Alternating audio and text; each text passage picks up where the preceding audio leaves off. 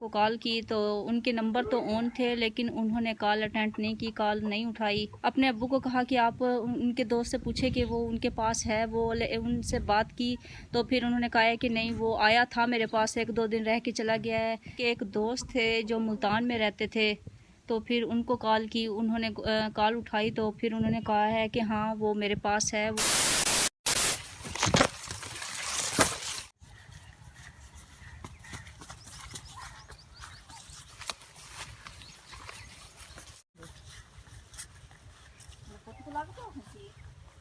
बिस्मिल्लाहिर्रहमानिर्रहीम, अस्सलाम वालेकुम। उम्मीद करते हैं हमारे जितने भी बहन भाई हमें देखने वाले सब खैरियत से होंगे। अल्लाह का शुक्र है मैं भी खैरियत से हूँ। मेरी दुआ है हमारे देखने वाले जहाँ भी रहें खुश रहें, आबाद रहें और हंसते मुस्कुराते रहें। अगर आप चैनल पर नए हैं तो चैनल को सब्सक्राइब कर लें और दूसरे के पास शेयर करें। तो चलते हैं अपने व्लॉग की तरफ। अच्छा जी, तो अब हम आ गए हैं कपास के खेत में। हम अक्सर घर में व्लॉग बनाते रहते हैं, तो आज मैंने सोचा आपको बाहर की थोड़ी सी सैर करवाती हूँ, अपना गांव का माहौल दिखाती हूँ। और कपास के जो ये गोगड़े, इनको गोगड़े कहते हैं, ये देखिए माशाल्लाह से हो गए हैं।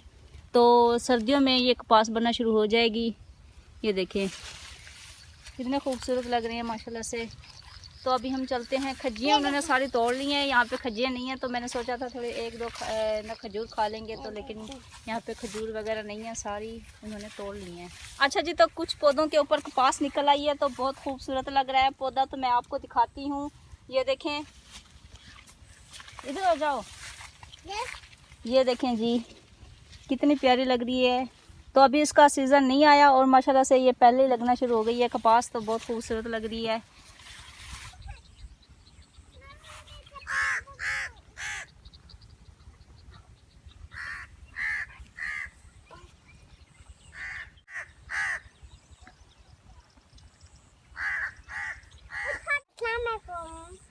मैं भी ठीक हूँ, आप ठीक हो? तो जी प्यारे बहन भाइयों, ये लीमू का पौधा है। तो पहले छोटा सा था, पहले जब मैं पहले आई थी, तो अब माशाल्लाह से काफ़ी बड़ा हो गया है। एक ये है और दूसरा वो है और ये भी खड़ा हुआ है। ये इसका पता नहीं, ये भी मेरे ख्याल में लीमू का ही पौधा है। हाँ, ये भी 3 पौधे। नहीं नहीं करो, टूट जाए।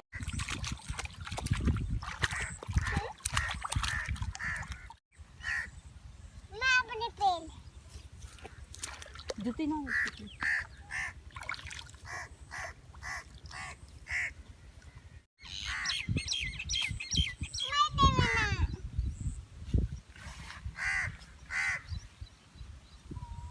तो जी प्यारे बहन भाई, इस जगह पे इतना सुकून है और ठंडी ठंडी हवा चल रही है और पानी भी चल रहा है। इतना प्यारा मंजर है, बहुत ज़्यादा। घर में बैठे हुए थे तो बहुत गर्मी थी, इतनी तपश थी।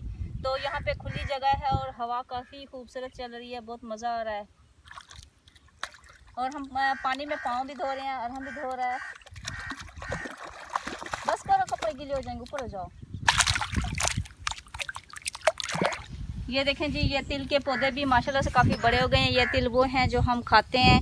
ये देखें अभी छोटे छोटे से हैं, तो जब ये तकरीबन इनका साइज़ 1 उंगली जितना होगा और इसके बाद इसमें बीज होंगे तिल। तो मैं आपको दिखाऊंगी जब ये हो जाएंगे, पक जाएंगे। तो उस दिन हमने भी बनाई थी, वो छोटी थी। ये देखें ये कुछ बड़ा है। तो उस दिन हमने बनाया था, इसकी वीडियो भी बनाई थी, लेकिन काफ़ी दिन हो गए हैं, तो अब ये काफ़ी बड़े हो गए हैं। तो हमने सोचा फिर से अपने बहन भाइयों को दिखाते हैं। अच्छा जी, तो प्यारे बहन भाइयों, अब मैं आ चुकी हूँ अपने घर। तो मैंने सोचा कि थोड़ी सी बाहर की वीडियो बनाऊँ, क्योंकि आप बहन भाई को बोर ना हो हमारी वीडियो से। तो इस वजह से मैं सोचती हूँ कि अच्छी अच्छी वीडियो बनाऊँ आप बहन भाइयों के लिए। तो काफ़ी परेशानी वाली बात भी है, क्योंकि अहमद को कितने दो हफ्ते हो गए हैं कि उसका कोई पता भी नहीं है। तो पहले वीडियो बनाता था तो मुझे पता चल जाता कि वो कहाँ है, वो कैसा है। तो अभी तो उसकी वीडियो भी नहीं आ रही, तो मुझे काफ़ी परेशानी हो रही है। पहले सुना था कि वो अपने दोस्त के पास है, लेकिन फिर मैंने अपने अब्बू को कहा कि आप उनके दोस्त से पूछे कि वो उनके पास है, वो उनसे बात की तो फिर उन्होंने कहा है कि नहीं, वो आया था मेरे पास, 1-2 दिन रह के चला गया है। तो अब पता नहीं वो कहाँ गया हुआ है।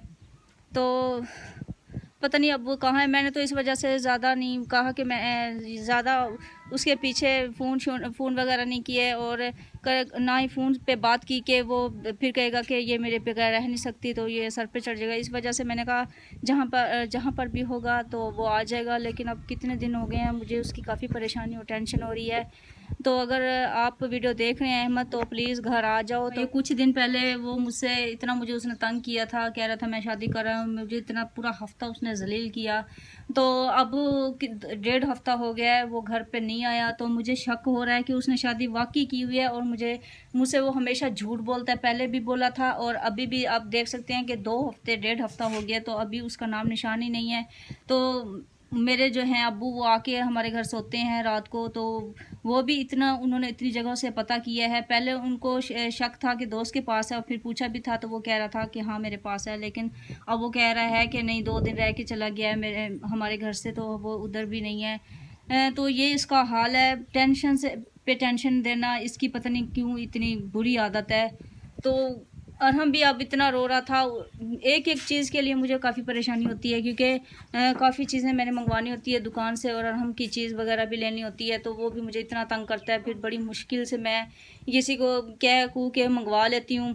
तो अभी भी मुझे कह रहा था कि मैंने चीज़ खानी है, तो मैं सोच रही थी कि अभी किसी बच्चे को कहती हूँ तो वो ले आएगा। मौसम काफ़ी बादल वाला बना हुआ है और काफ़ी हवा चल रही है। दोपहर को काफ़ी ऐसा लग रहा था कि बारिश होगी, बादल बहुत गरज रहे थे। तो अब बादल का नाम निशान नहीं है, बादल ख़त्म हो चुके हैं और धूप निकल आई है। तो दोपहर को हमने दाल बनाई थी, मूंग की दाल बनाई थी, तो वही सालन पड़ा हुआ था। तो मैंने सोचा अभी रोटी बनाती हूँ और अरहम चीज़ के लिए रो रहा है, चलो उनको रोटी और सालन दे देती हूँ, वो कुछ चुप कर जाएगा। अक्सर बहन भाई पूछते हैं कि आपकी वीडियो कौन बनाता है, तो वीडियो मैं बनाती हूँ। जब मुझे मतलब कुकिंग की वीडियो शेयर करनी होती है तो मैं किसी को बुला लेती हूँ। अभी भी मैं गई थी, मैंने कहा चलो बच्ची को बुला कर ले आती हूँ, लेकिन वो घर पे नहीं थी, वो कहीं गई हुई थी। तो साथ हमारा हमसाया का बच्चा भी है, वो भी आके मेरी वीडियो बना लेता है, तो मुझे काफ़ी मसला होता है वीडियो बनाने में। तो इस वजह से आज मैं कोई चीज़ आपसे बहन भाइयों से शेयर नहीं करूँगी, क्योंकि मेरा मोबाइल पकड़ने वाला कोई भी नहीं है और स्टैंड भी मुझसे टूट गया था और हमने उठाने लगा और नीचे गिरा, वो भी टूट चुका है। और हम काफ़ी दिनों से मुझे कह रहा था कि मुझे अंडे बना के दो, यहाँ से मैंने लिए थे वो ख़राब थे।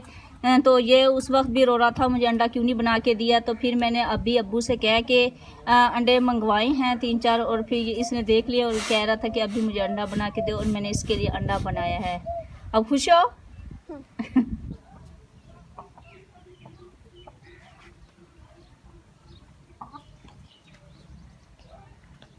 अच्छा जी, तो प्यारे बहन भाइयों अभी हो चुकी है शाम। तो अभी हम अहमद के अब्बू आए थे और मैंने उनकी मिन्नतें की कि आप प्लीज़ पूछें, उनके दोस्तों से कॉल करें और पूछें कि वो कहाँ है। चलो जहाँ पे भी हो सही सलामत और ठीक हो। तो फिर उन्होंने अहमद को कॉल की, तो उनके नंबर तो ऑन थे लेकिन उन्होंने कॉल अटेंड नहीं की, कॉल नहीं उठाई। तो फिर उनके एक दोस्त थे जो मुल्तान में रहते थे, तो फिर उनको कॉल की, उन्होंने कॉल उठाई। तो फिर उन्होंने कहा है कि हाँ वो मेरे पास है, वो कुछ दिन हुए हैं कि आया है हमारे पास काम के लिए कि मुझे कुछ काम दो। तो फिर फैक्ट्री में हमने उसको रखा हुआ है, वो वहीं पे काम कर रहा है। तो चलो शुक्र अल्लाह का, तसल्ली तो हुई, वो सही है, सही सलामत है और वहाँ पे काम कर रहा है। तो अल्लाह पाक उसको खुश रखे। तो वीडियो बना लेता था तो मुझे पता चल जाता था कि वो कैसा है, लेकिन वो वीडियो भी नहीं बना रहा था, तो इस वजह से मुझे काफ़ी परेशानी हो रही थी। तो आप बहन भाइयों को पता है कि उसके सिवा मुझे यहाँ पे किसी का सहारा भी नहीं है। तो ये भी शुक्र है कि उनके अम्मी अब्बू, अहमद के अम्मी अब्बू जो भाई इधर पास रहते हैं, तो वो आ जाते हैं हमारे घर। तो उसको भी पता है कि चलो पीछे ये तो हैं, अब्बू हैं, भाई हैं, तो इसके पास चले जाते हैं। इस वजह से भी वो लापरवाही कर लेता है। तो आप बहन भाइयों को पता है कि मैंने तो उसको समझाने की बात की थी कि आप ये नशा वगैरह ना करें, अल्लाह पाक माफ़ करे। जो नशे की लत में लग जाते हैं उनका घर बर्बाद हो जाता है। आपको भी पता है कि पहले थोड़ा नशा, फिर एक आदत पड़ जाती है, फिर जितनी देर इंसान ना करे फिर ज़्यादा से ज़्यादा होता जाता है। तो एक आदत सी बन जाती है, नशे के बगैर वो रह नहीं सकता। तो मैंने काफ़ी लोगों के घर नशे की वजह से तबाह होते देखे हैं, तो इसी वजह से मुझे भी काफ़ी डर था और मैं काफ़ी परेशान रहती थी कि पता नहीं अब क्या होगा। फिर मैंने अपने तौर पे उसको समझाया, तो मैंने तो उसको अच्छे के लिए कहा था, लेकिन वो इतना नाराज़ हो गया कि कहता कि हर बार तुम मुझे ऐसे कहती रहती हो, हर बार मुझे तुम बोलती रहती हो। तो बोलना तो मेरी हक़ में था, हक़ की बात मैं करती थी, ना हक़ में नहीं बोलती थी। आपको भी पता है कि नशा कितनी बुरी चीज़ है। तो यही बात सोच सोच के मुझे परेशानी होती थी और मैं उसे डांट देती थी या बोल देती थी कि आप ऐसा ना किया करो। इसी बात से को लेकर वो नाराज़ हो गया। तो अब मैंने अहमद के अब्बू को कहा है कि आप उसे मिन्नतें करें कि घर आ जाए। तो वो कह रहे थे कि अच्छा कुछ दिन चलो उसको रहने दो, वहाँ पे काम कर रहा है, तो फिर मैं उससे बात करूँगा और उसको बुला लूँगा, तो अल्लाह करे वो वापस आ जाए।